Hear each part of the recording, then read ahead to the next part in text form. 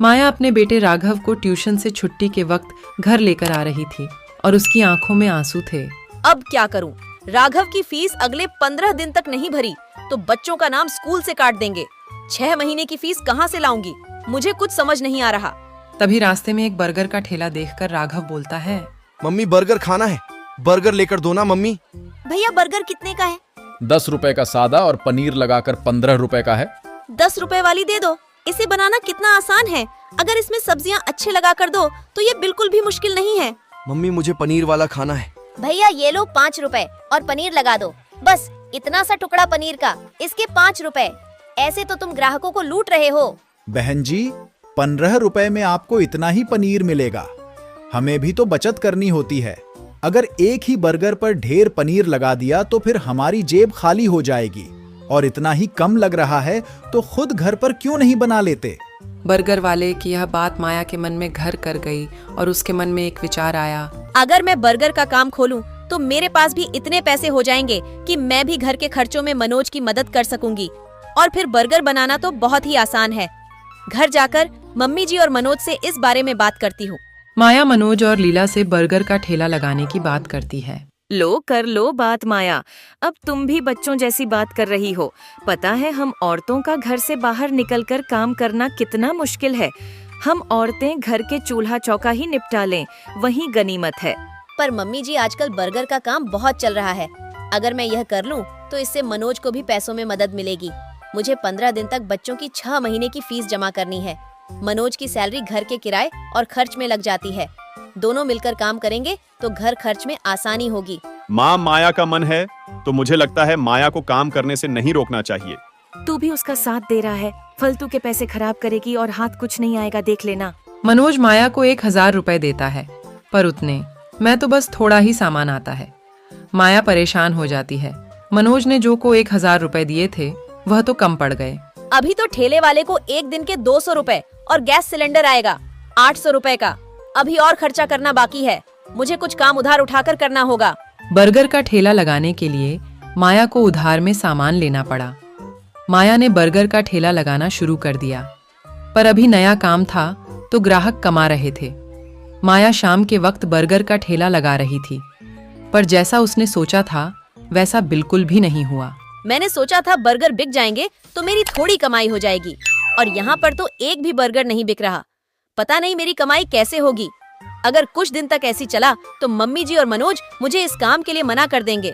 माया ये सोच रही थी, तभी वहाँ एक गरीब औरत वहाँ आती है। दीदी बहुत भूख लगी है घर पर, मेरे बच्चे 2 दिन से भूखे हैं। अरे तुमने 2 दिन से कुछ नहीं खाया, रुको मैं अभी तुमको 3 बर्गर देती हूँ। माया उस गरीब औरत को 3 बर्गर पैक करके देती है। दीदी बहुत बहुत धन्यवाद आपका, आज आपने हमारा पेट भरा है। और जो भूखों का पेट भरता है भगवान उसे कभी भूखा नहीं रहने देते। तुम्हें जब भी भूख लगे तो मेरे ठेले पर आ जाया करो, और अगली बार अपने बच्चों को भी लेकर आना। यहाँ पर तुम अपने बच्चों के साथ अपनी भूख मिटा सकती हो। वह गरीब औरत अपने बच्चों के लिए बर्गर लेकर खुशी खुशी वहाँ से चली जाती है। माया घर आ जाती है और उधर उसकी कमाई नहीं हुई थी। यह देखकर उसकी सास गुस्सा करने लगती है। लो, मैंने तो पहले ही मना किया था कि छोंचले पालने की जरूरत नहीं है। पिछले 3 दिन से दुकान लगा लेती है, रोजाना 100-200 रुपए का कमाकर घर आ रही है और सामान भी वैसा का वैसा ही होता है। अब रोटी सब्जी तो बनेगी नहीं, हम सभी बर्गर खाकर पेट भर लेते हैं। और अब तो तू खुश है ना, अपना नुकसान करके मजे में। कोशिश कर रही हूँ मम्मी जी, और मुझे विश्वास है एक दिन मुझे अपने काम में सफलता जरूर मिलेगी। माया अगले दिन ठेले वाले से ठेला किराए पर लेने के लिए जाती है तो वह उसे मना कर देता है। देखो बहन जी, आपने मेरे पिछले 3 दिन का किराया नहीं दिया है। आज मुझे मेरे 3 दिन का किराया आज के किराए के साथ चाहिए। अगर आज मुझे मेरे पैसे नहीं मिले तो कल से आपको ये ठेला नहीं मिलेगा। अब क्या करूँ? मनोज से पैसे मांगे तो वह मुझे इस काम को बंद करने के लिए कह देंगे, और मम्मी तो पहले मेरे काम के खिलाफ है, और मुझे अपने बेटे के लिए पैसे जोड़ने हैं। भगवान मेरी मदद करो। माया भगवान से प्रार्थना करती है कि उसके ठेले पर ग्राहक आ जाए। तभी उसकी दुकान पर एक आदमी आता है। नमस्कार जी, मैं पीछे वाली गली में बर्गर की दुकान चलाता हूँ। यहाँ से गुजरते हुए 2 दिन पहले मैंने आपको यह बर्गर का ठेला लगाते हुए देखा था। मुझे 15 दिन पहले एक अनाथाश्रम के लिए बर्गर का ऑर्डर मिला था, पर मुझे अचानक गांव जाना पड़ रहा है, जिसके कारण मैं वो ऑर्डर पूरा नहीं कर सकता। पर मैं एडवांस पैसे चुका था, इसलिए मैं वह मना भी नहीं कर सकता। अगर आप इस ऑर्डर के बर्गर बना सकते हो तो मेरी बहुत मदद हो जाएगी और मैं आपको इसके अच्छे पैसे दूंगा। जरूर करूंगी। आप मुझे बता दीजिए कितने बर्गर बनाने हैं। शाम को 4 बजे ही वहां पहुंचना है। जिन्होंने मुझे ऑर्डर दिया है उनके बच्चे का जन्मदिन है, वह अनाथ आश्रम पहुंच जाएंगे। वैसे मैं आपके साथ अपने एक आदमी को काम पर लगा देता हूं जो आपके इस काम में मदद करेगा। यह 10,000 रुपए आप एडवांस रख लीजिए, बाकी के पैसे मैं आपको काम खत्म होने के बाद शाम को दे दूंगा। ठीक है। वह व्यक्ति मजबूर माया के लिए भगवान का रूप बनकर आया था। माया की सारी परेशानियां दूर हो जाती हैं। वह अपने उधार के पैसे भी चुका देती है और बच्चों के स्कूल की फीस भी जमा कर देती है।